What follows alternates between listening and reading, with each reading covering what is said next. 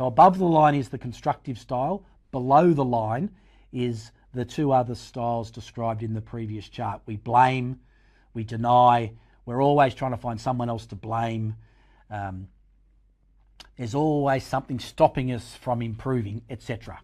So as a big picture, think about whether you as a business operate above the line or below the line.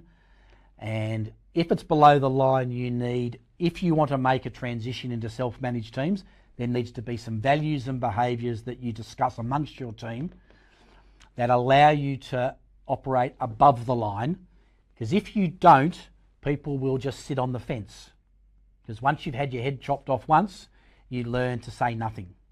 So that's an important step in the journey. So let's give a little bit of a picture of where self-managed, self-directed teams have come from. So back in the 1940s, they first started with research in the US.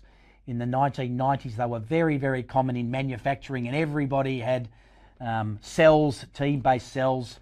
In the last 10 years, we've had this term called VUCA, which is being spoken about by the American Defence Forces, which is now vernacular that you hear in organisational life, that the world we live in is volatile, it's uncertain, it's complex, and it's ambiguous.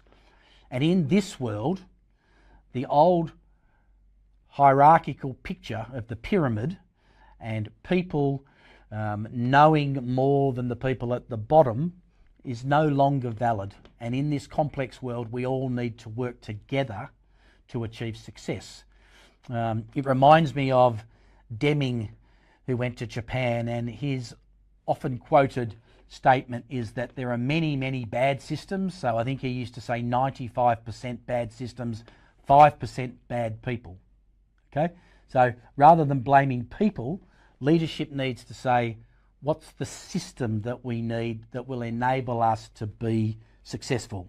And if you go look at some of the research, Good to Great, Jim Collins, he talks about getting the right people on the bus.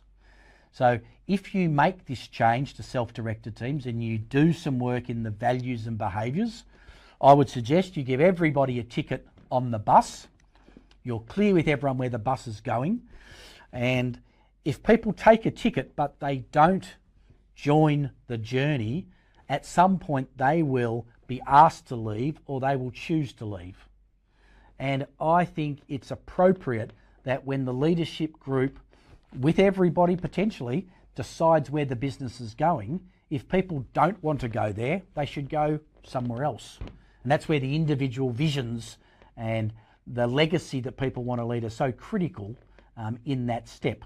So in a VUCA world, the old system of management is not sufficient. We need more. We need more people looking at issues. We need to work together.